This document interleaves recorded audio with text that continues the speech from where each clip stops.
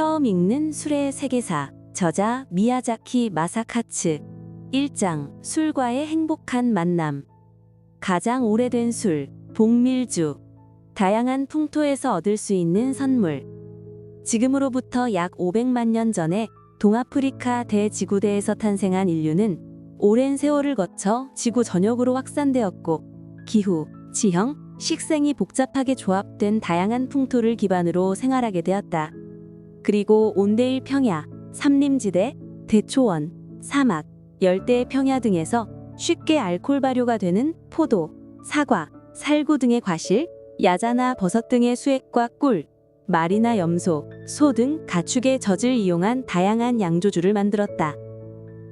그 결과 각 문화와 문명에는 그들만의 술이 있는데, 직접 발견한 것도 있고 다른 지역으로부터 전파된 것도 있다. 술이 문화 문명과 연결되는 과정은 다양하고 양조법이 확립된 시기도 천차만별이다. 재생과 성화의 술.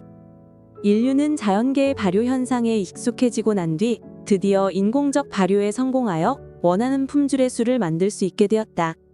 사실 효모는 특정한 조건만 맞는다면 발효를 시작하기 때문에 양조가 그렇게 어려운 작업은 아니었다.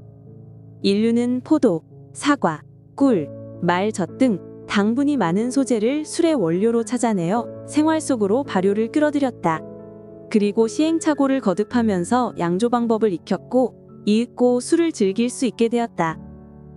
온대를 대표하는 술인 미드는 물에 녹인 꿀을 발효시켜 만든 복밀주이다. 색깔이나 향기의 종류가 다양한 꿀은 예부터 포도당 외에 각종 비타민, 미네랄을 함유한 영양원으로 알려졌다. 단, 복밀주를 만들기에는 꿀의 당분 농도가 너무 진하기 때문에 물을 3배 정도 넣어 희석시킨 뒤 일정 기간 방치해 두기만 해도 복밀주가 완성되므로 제조법은 정말 간단하다. 신대륙에서도 멕시코 인디오 등이 옛날부터 종교의식에 복밀주를 사용했다고 한다. 어쨌든 간단하게 만들 수 있는 복밀주야말로 인류가 마신 가장 오래된 술이라고 할 수 있다. 허니문의 본래의 의미. 신혼을 뜻하는 허니문은 원래 복밀주에서 온 말이지만 지금은 복밀주보다 널리 알려진 일반 명사가 되었다. 고대에서 중세 초기까지 게르만 사회에서는 복밀주를 맥주처럼 흔하게 마셨다. 그리고 결혼한 후에는 1개월 동안 외부 출입을 금하고 신부가 신랑에게 꿀을 마시게 하여 아이를 갖는 풍습이 있었는데, 여기서 허니문이라는 말이 생겨났다고 한다. 허니문은 꿀과 같은 한 달이라는 의미였다. 또한 젊은 꿀벌이 여왕벌이나 여왕벌의 유충에게 먹이려고 분비하는 로열 젤리는 여왕벌이 매일 2000여 개의 알을 낳도록 하는 능력을 부여한다는 점에서 허니문은 아무래도 신혼생활이 꿀처럼 감미롭다는 의미만 있는 것은 아닌 것 같다. 과실주의 챔피언이 된 와인, 복잡한 향기와 맛, 그리고 색. 과실을 원료로 하는 술의 대표는 아마도 와인일 것이다. 와인은 현재 60개국 이상에서 만들어지고 있으며 연간 생산량은 3천만 킬로리터 이상에 달한다고 한다. 와인 생산량은 맥주와 비교하면 약 5분의 1 정도이지만 그래도 엄청난 양이며 술 문화의 주역 중 하나가 되었다. 와인 소비량이 가장 많은 나라는 이탈리아와 프랑스이고 이 두 나라에서만 실제로 세계 포도의 약 40%가 소비된다고 한다. 포도로 만드는 과실주인 와인은 발효와 숙성 과정에서 풍기는 부케와 포도 자체로 인한 아로마 등으로 이루어진 복합적인 향기가 난다. 한 모금 넘기면 신맛과 단맛, 그리고 타닌 성분으로 인한 떫은 맛까지 아우러진 복잡한 맛의 조화를 느낄 수 있다. 입안에 퍼지는 풍부한 보디감에 아름다운 색이 조합된 와인은 오늘날 많은 사람들의 사랑을 받으며 전 세계로 퍼져나갔다. 그러나 과거의 와인은 매우 지엽적인 술이었다. 이유는 원료인 포도 깨문이었다. 포도는 부패가 빠르기 때문에 와인 산지가 한정될 수밖에 없다.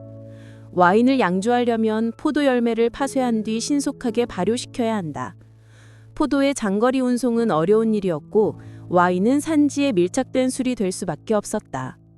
와인은 풍토를 마시는 것이다 라는 속담은 이러한 와인의 특징을 단적으로 표현한 것이다. 피와 부활의 이미지. 포도로 만드는 와인이 큰 인기를 끈 이유 중 하나는 선혈과도 같은 와인의 붉은색에 있다. 본래라면 썩어서 바짝 말라버릴 운명의 포도가 부글부글한 거품을 내며 빨간 액체로 다시 태어나는 모습을 보면서 고대 사람들은 피와 생명, 불사 등의 이미지를 떠올렸을 것이다. 와인 양조법은 흑해와 카스피해 사이에 있는 코카서스 지방에서 시작되어 주변 지역으로 전파되었다. 이후 와인은 기원전 6000년에서 기원전 4000년 사이에 메소포타미아와 고대 이집트로 전해졌다. 이집트의 나크트 북묘 벽화에는 포도 따기부터 와인 만들기에 이르는 일련의 과정이 사실적으로 그려져 있는데 이를 통해 4000여 년 전에 이미 와인이 만들어지고 있음을 알 수 있다.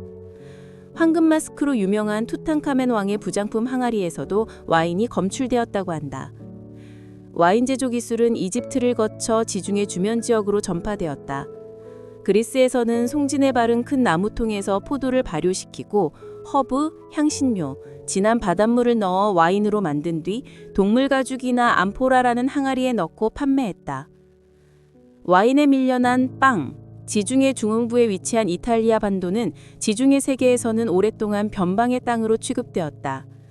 지중해 세계는 먼저 동쪽의 에게해부터 시작하여 카르타고를 중심으로 서지중해가 개척되었고 중앙부에 위치한 이탈리아 반도는 마지막까지 남겨졌다. 이 때문에 와인이 동방으로부터 로마로 전해지는 시기가 늦어졌고 로마인은 와인을 외부 세계의 이국적인 음료로 인식하였다. 이로 인해 초기 로마에서 와인은 귀중품이었다.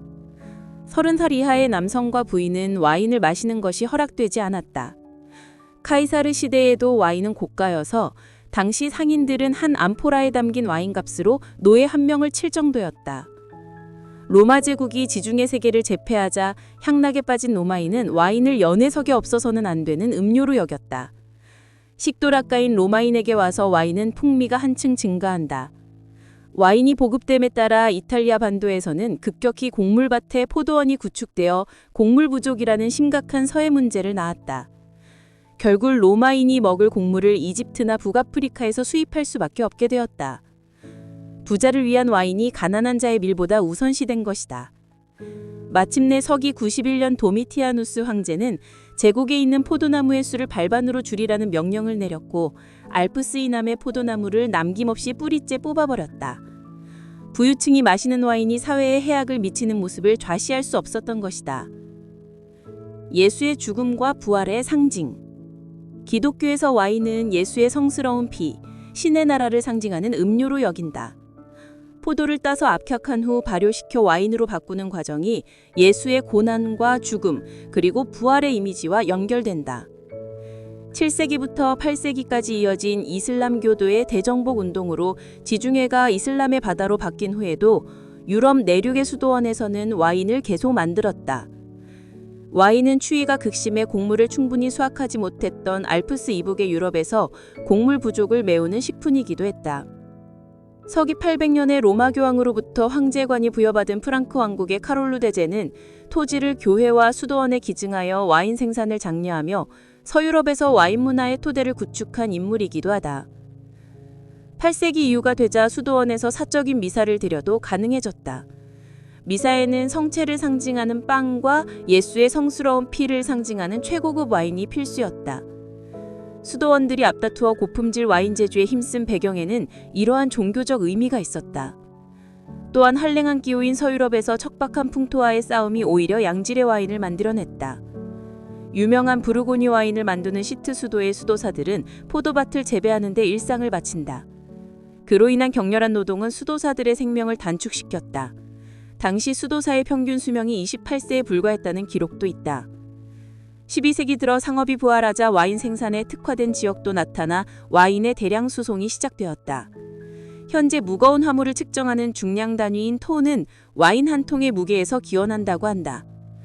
보르도 지방에서부터 영국으로 대량의 와인이 운반되면서 배에 몇 개의 와인통을 실을 수 있는지 적어 선적 능력을 표시했다. 소기한 와인통을 두드릴 때 탕 하는 소리가 났는데 이 소리에서 톤이 생겨났다고도 한다. 보르도가 가롱강과 도르종류강의 수운을 활용한 와인 산지로 두각을 나타내게 되었다. 2장. 열심히 술을 빚은 문명. 메소포타미아에서 유럽으로 전해진 맥주. 액체 빵이었던 최초의 맥주. 맥주는 세계에서 가장 많이 소비되는 양조주로 연간 생산량이 1억 킬로리터를 가뿐히 넘는다. 세계 인구를 60억 명이라고 했을 때 전 세계 사람이 연간 17리터 이상의 맥주를 마신다는 계산이 나오니 실로 엄청난 양이 아닐 수 없다. 맥주는 문명이 탄생한 5천년 전에 이미 메소포타미아와 이집트에서 소비되고 있었다. 당시의 맥주는 상당히 걸쭉해서 마시는 빵, 액체빵으로 불리며 대중적으로 흔하게 접할 수 있었는데 원료인 보리를 손쉽게 구할 수 있었기 때문이다. 그러나 당시의 맥주는 특유의 쓴맛이 나지 않고 알코올 농도도 낮았기 때문에 술이라고 부르기에는 싱거운 음료였다. 그래도 메소포타미아 문명을 일으킨 수메르인은 술을 매우 좋아하는 민족이어서 수확한 보리의 40%를 맥주 양조에 사용했다고 전해진다. 수메르인 사회에서는 여성이 양조를 담당했는데 8종류의 보리, 대맥과 8종류의 밀, 소맥을 혼합한 곡물로 3종류의 맥주를 만들었다고 한다. 메소포타미아에서 신전 건조에 종사하는 노동자에게 하루 1리터, 고위 신관에게는 그 5배에 달하는 양의 맥주를 보수로 지급하였다고 한다. 고대 이집트에서도 5천년 전부터 헥토라는 맥주를 만들었다. 메가를 구운 빵을 지식여 물에 녹인 후 길고 가느다란 항아리에 넣어 발효시켰다. 항아리 입구는 마개로 단단히 막아 깊은 맛이 나도록 하고 항아리를 어둡고 서늘한 곳에 두고 숙성시켰다.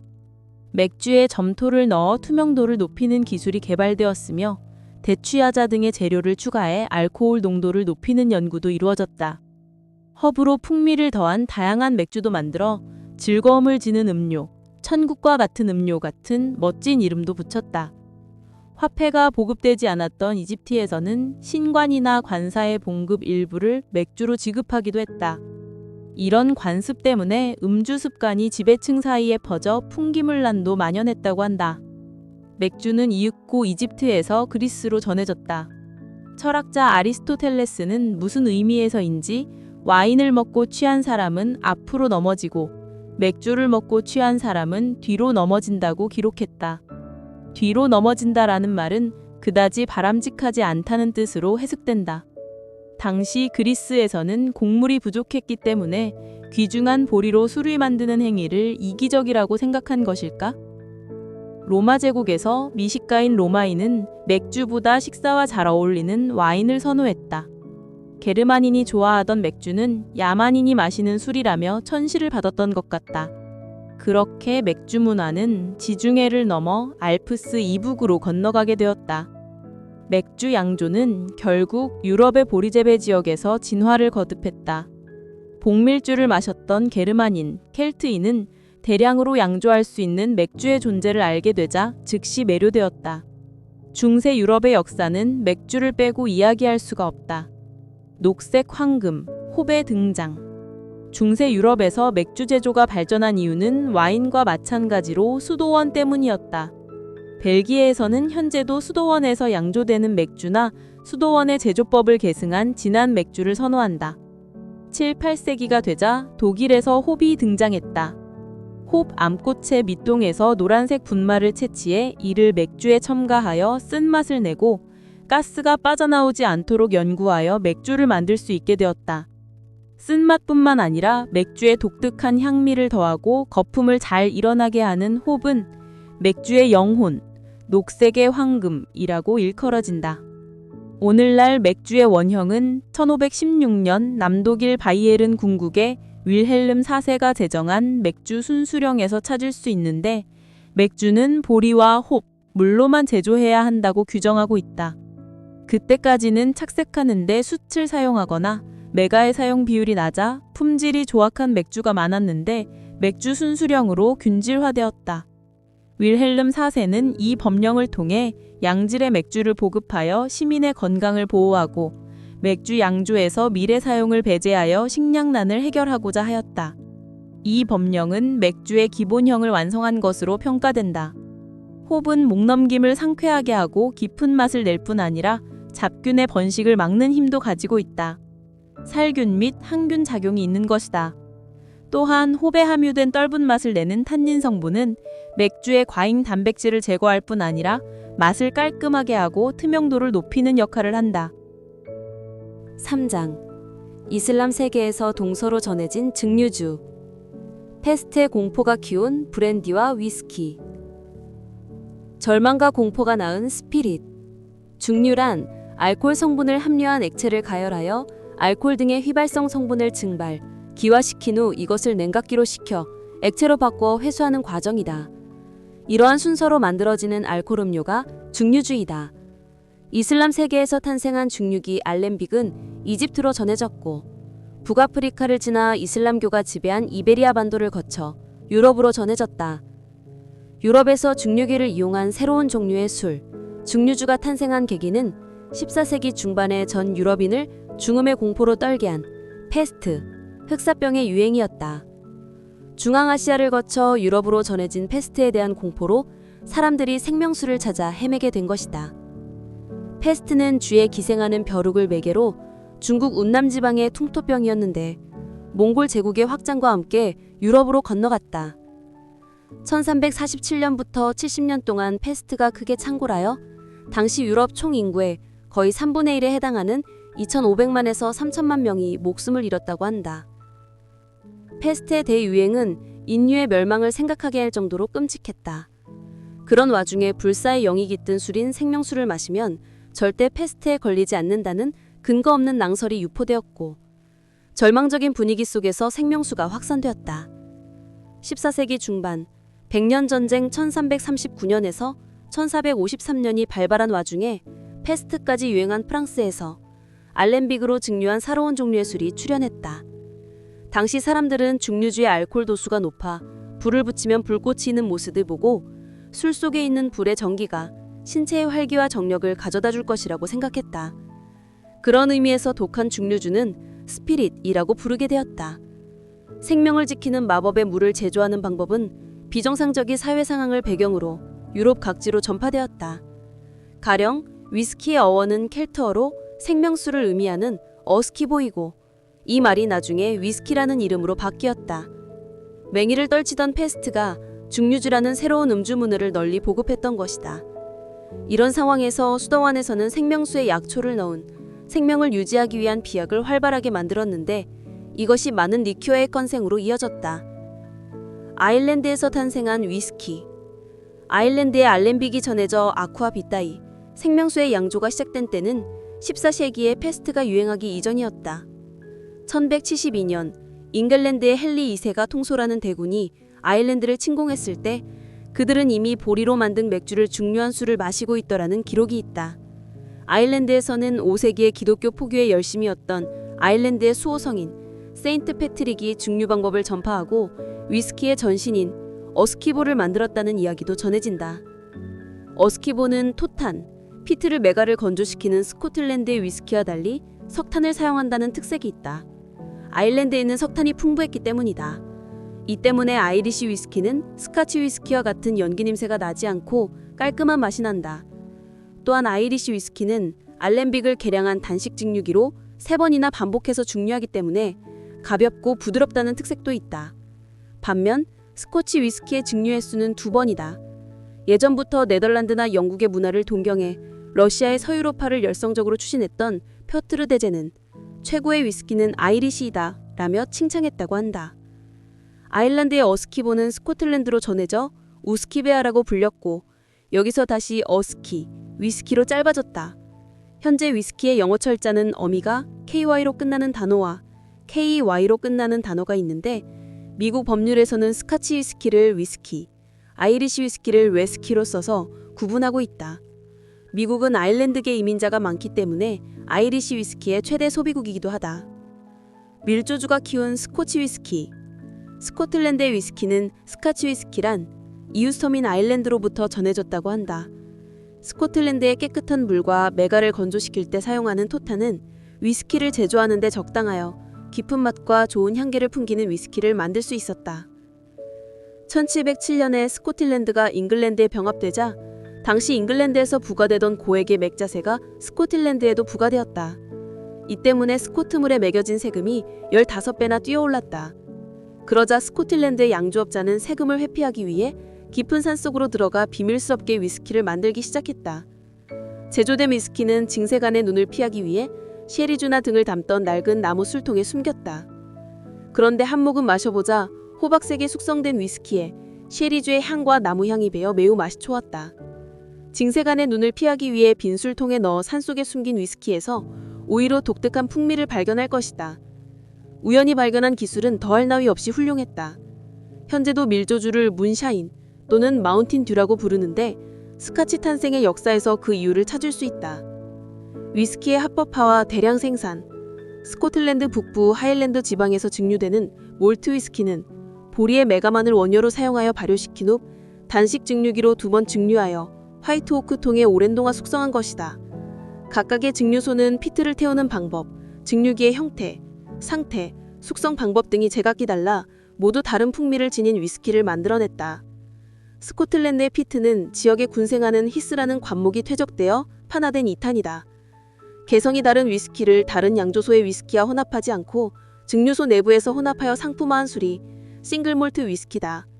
의외로 잉글랜드에서는 오랫동안 맥주, 와인, 콘약을 마셨으며 스카치 위스키는 거의 마시지 않았다. 교통수단이 발달하지 않았기 때문에 북스코틀랜드에서 소규모로 제조되는 지역적인 밀조 위스키를 잉글랜드 사람들이 몰랐다고 해도 결코 이상한 이야기는 아니다. 그러나 유럽 경제가 활성화되는 17세기가 되자 위스키 거래가 활발해졌고 이와 함께 스카치 위스키의 상품화가 이루어졌으며 산업혁명 후에는 위스키 수요가 더욱 증가했다. 그러던 중 2824년 글렌립에서 살고 있던 조지 스미스라는 농민이 그때까지 있던 비밀 양조소를 대규모 시설로 다시 건축하여 정부로부터 면허를 얻어 합법적으로 위스키를 생산하기 시작했다.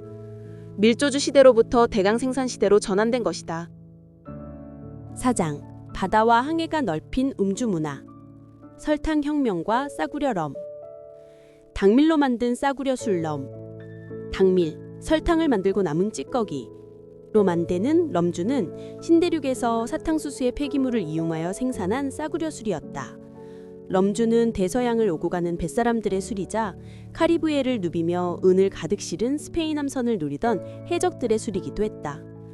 럼은 영국 데번셔 지방의 방언으로 흥군을 뜻하는 럼블리온이란 단어의 첫 글자를 따서 부르게 된 이름이다. 럼주는 닭밀을 12에서 20%로 희석하여 만든 원료에 효모를 넣어 양조한 것으로 누구나 간단히 만들 수 있었기 때문에 저렴했다. 발효 후에는 2번에 걸쳐 증류하고 술통에 담아 숙성시켰다. 럼주의 도살인 노예무역과 해적의 이미지. 처음에 어떻게 럼주를 만들게 되었는지는 여러 가지 설이 있지만 확실한 것은 18세기 서인도 제도산 설탕이 대량으로 공급되며 설탕혁명이 일어나자 설탕을 정제한 뒤에 남은 닭밀을 이용하여 영국령 자메이카 섬을 중심으로 럼주를 만든 것이다. 카리브해야드의 설탕 플랜테이션은 새로운 토지를 개척하여 사탕수수밭을 만들고 많은 노예와 식료품, 일용품, 정제공장 시설 등을 한데 모은 뒤 유럽 시장에 내다팔 상품인 설탕을 대량 생산하는 시스템이었다. 그리고 이는 유럽 자본주의 경제의 원형이 되었다. 설탕의 대중화와 맞물린 대량 생산이 자본주의 경제를 탄생시킨 것이다. 그러나 여기에는 노예선과 관련한 어두운 역사가 있다. 아프리카 서안에서 출발한 노예선이 설탕 농장에서 일할 흑인 노예를 싣고 서인도 제도로 운반했다. 노예를 내리고 남 뒤에는 빈 선창에 닭밀을 실어 미국 뉴잉글랜드의 식민지로 이동하였다. 닭밀을 내린 뒤에는 다시 럼주를 싣고 아프리카로 돌아와 흑인 노예에 대한 값을 치렀다. 이른바 삼각무역이다. 노예선은 삼각무역의 주역이었고 럼주는 노예무역과 관련되었기에 더욱 어두운 이미지를 갖게 되었다. 럼과 그로기 상태. 영국 해군은 그때까지 수병들에게 맥주를 지급했으나 점차 저렴한 술인 럼으로 눈을 돌렸다. 럼주에 괴혈병 예방 효과가 있다는 점도 애용하게 된 이유 중 하나로 꼽혔다. 그때부터 1670년까지 영국 해군은 수군에게 점심 식사 전에 하루 284ml, 2분의 1 파인트에 달하는 럼주를 지급하였다.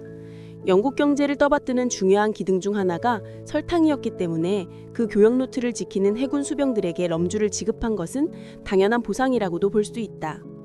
그러나 무엇이든 도가 지나치지 않는 것이 중요하다.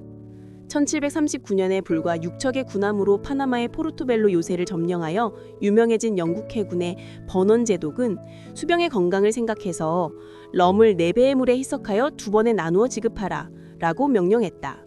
소위 물타기를 하라는 것인데 이내에 독한 술을 마시는 데 익숙해진 수병들 사이에서 비난이 들끓었다. 물 같은 술을 마실 수 없다. 왜 인생 최대의 즐거움은 빼앗아가는 것인가? 라며 분노한 것이다.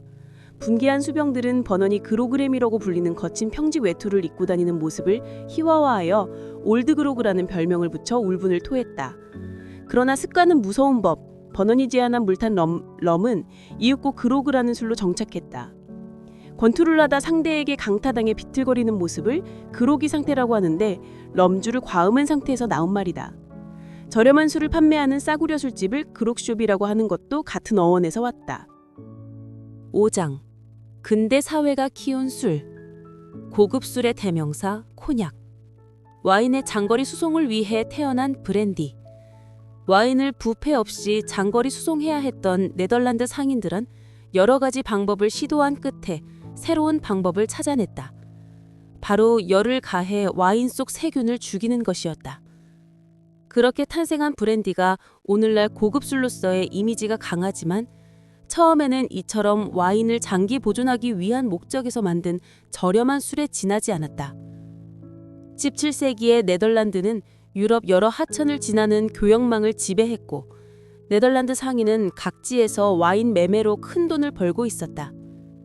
네덜란드 상인은 프랑스 보르도산 와인을 구입해 북쪽으로 100km 떨어진 곳에 위치한 라루실 항을 통해 맥주를 주로 마시던 영국과 북유럽 일대로 내다 팔아 큰 재미를 봤다. 그들은 효율적으로 와인을 운송하여 더 큰 이익을 내려고 노력했다. 그러던 중 와인을 증류, 농축시킨 후에 물로 희석하여 팔면 양도 많아지고 부패도 방지할 수 있어 일석이조가 될 거란 생각이 이르렀다.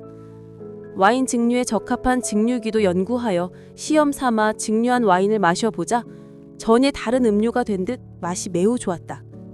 이것이 그대로 브랜디가 되었다. 브랜디의 어원은 네덜란드어 브란데베인인데 불태운 와인이라는 의미이다. 증류할 때 불을 가하던 것에서 유래했을 것이다. 코냑과 아르마냑. 코냑은 샴페인처럼 생산지의 이름이 그대로 보통 명사가 된 술이다. 프랑스 남서부 샤랑트 지역의 작은 도시 코냑에서는 오래전부터 와인을 생산하여 판매하고 있었는데 양질의 보르도 와인에 밀려 인기를 잃었다. 코냑 지역은 석회질 토양으로 신맛이 강한 포도만 자라나 품질 좋은 와인을 만들 수 없었는데 브랜디를 만들자 신맛이 강한 와인이 오히려 강점이 되어 훌륭한 맛으로 변했다. 브랜디가 영국과 네덜란드 등지에서 인기를 끌자 코냑의 브랜디도 명성이 높아졌다. 당분이 적은 코냑의 와인은 2번 이상 증류해도 캐러멜이 괴지 않았고 숙성 과정에서 신맛이 박테리아에 분해되었기 때문에 좋은 향기만 남게 되었다. 증류를 하자 이 지역 포도의 진가가 발휘된 것이다. 코냑은 프랑스 중남부의 리모젠과 토론세에서 생산한 품질 좋은 오크통 속에서 2년 이상 숙성시켜 만든다. 이때 에스테르라는 방향 성분이 생성되고 통 재료로부터 색소와 타닌 등이 용출되어 갈색을 띠도록 연구되었다. 코냑 지역민들은 숙성 과정 중에 증발되어 버리는 술을 천사의 할당이라고 불렀는데 술의 양은 줄어들지만 대신에 좋은 향과 고유의 색채를 얻을 수 있었기 때문이다. 보르도에서 남쪽에 위치하는 가론강 상류의 아르마냑 지역에서도 코냑과 마찬가지로 17세기에 네덜란드 상인이 브랜드 양조를 주도했다. 그들은 아르마냑의 와인을 싣고 가론강을 따라 내려가 하구에 있는 보르도를 통해 영국 등의 맥주 권역으로 수출했다. 그러자 보르도의 와인업자들이 법률을 만들어 가론강을 이용하는 상인은 보르도 와인 이외에는 술을 수출할 수 없도록 하였다. 이에 대항하여 네덜란드 상인은 아르마냑 지방의 와인을 브랜디로 만들어 운반하는 묘수를 찾아냈다. 그러면 다른 술을 취급하게 되는 것이므로 와인업자들이 불평을 할 이유가 없게 되는 것이다. 프랑스 혁명의 색채를 가미한 와인. 혁명을 주도한 보르도 상인. 일반적으로는 1789년 7월 14일 파리 신인들의 바스티유 감옥 습격이 프랑스 혁명의 발단이 되었다고 한다. 그러나 저명한 와인 평론가 휴 존스는 바스티유 습격 7일 전에 와인 밀수업자 등이 이끌던 민중이 파리 주변에 있는 관세문 중 하나를 불태운 사건을 중시하고 있다. 여기에 자극을 받아 관세문 습격이 잇따랐고 그 연장선에서 바스티유 습격이 있었다고 한다. 파리시는 400년 전부터 입구에 나수의 관세문을 설치해 특정 물품이 파리로 들어올 때마다 입시세라는 세금을 부과했다. 특히 와인의 세율이 높아 파리 시내의 와인 가격은 주변 농촌보다 3배나 비쌌다. 그러나 비관세 특권을 지닌 귀족들은 저렴한 와인을 거리낌 없이 시내로 가지고 들어왔다. 마침 흉작으로 먹을 것도 와인을 마시는 것도 녹록지 않았던 파리 시민들이 부당한 세금을 부과하는 관세문의 분노에 눈길을 돌린 것은 당연했다. 프랑스 혁명을 주도했던 부유한 시민 중에서도 보르도의 와인 상인, 즉 네고시아는 대단한 세력이었다.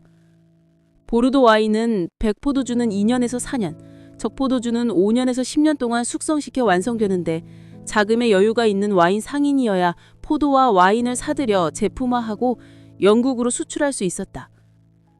참고로 세계를 대표하는 적포도주의 약 절반이 이 지역에서 나는 포도로 만들어진다. 와인 상인들은 샤토, 즉 영주의 저택을 뜻하는 말로 보르도 지방의 와이너리에 붙은 명칭이다. 의 소유주인 귀족과 투합해야 했기 때문에 자코벤 클럽이라는 공화당 우파의 중심이 되었다. 와인 상인들은 귀족을 배제하지 않았고 온건한 개혁을 목표로 삼았다.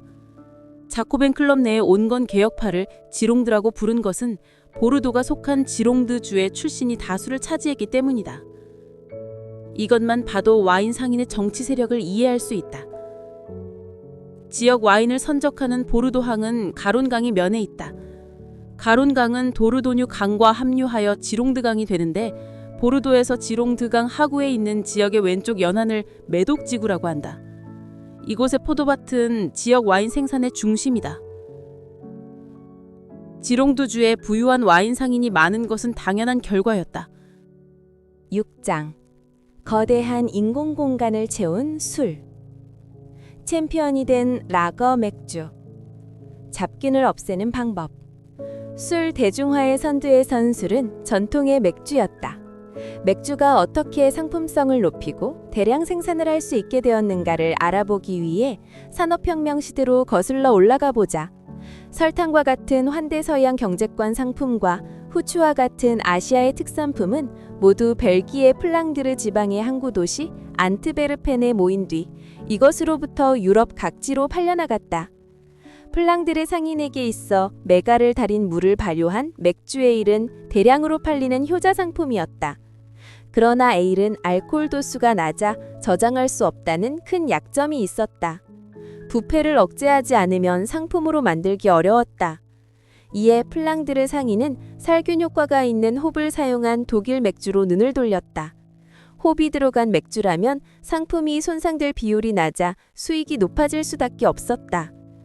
유럽 대륙의 내부에 위치한 민해는 겨울과 여름의 온도차가 커서 겨울에 양조한 맥주가 여름이 되면 미생물이 번식하여 썩는 일이 종종 있었다.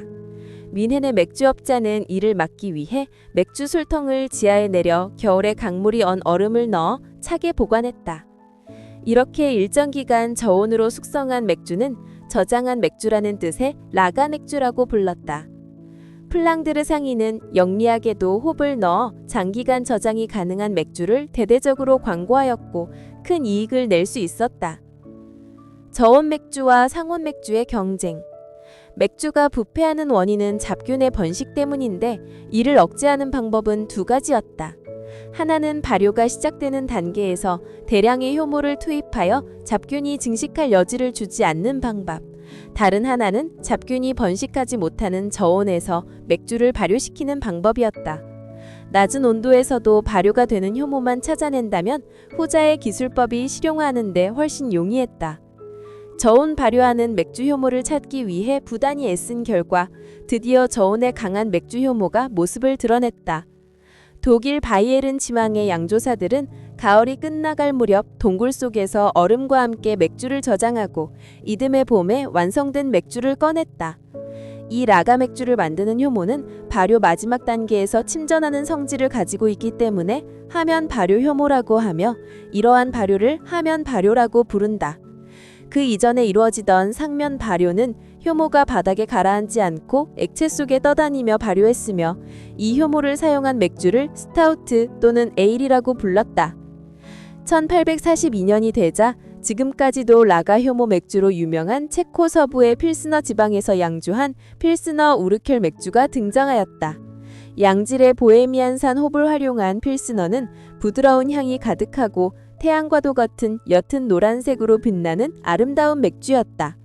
영국의 에일이 하나같이 검은색인 것에 비해 필스너는 보기에도 산뜻한 황색이니 사람들의 마음을 사로잡을 수밖에 없었다. 산업혁명이 무르익은 1874년에는 암모니아식 냉동기가 등장하여 저온을 인공적으로 장기간 유지시켜 맥주를 숙성할 수 있게 되었다.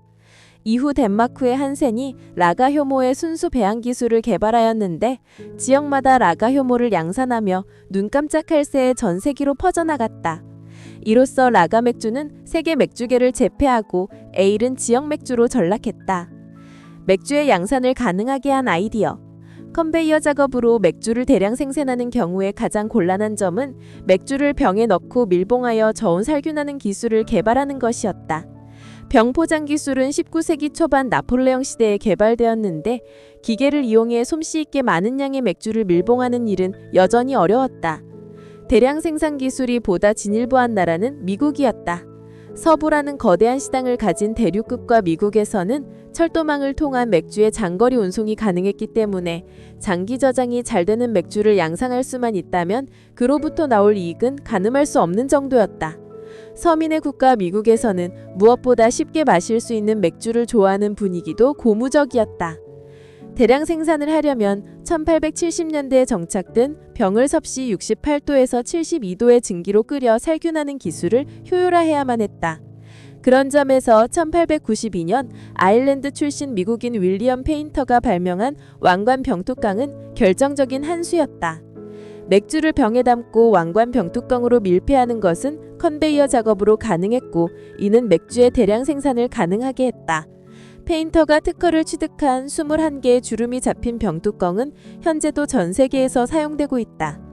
1920년대 미국에 세계에서 가장 빨리 냉장고가 보급된 것도 1930년대 이후 라가 맥주의 폭발적인 수요 증가에 밑바탕이 되었다.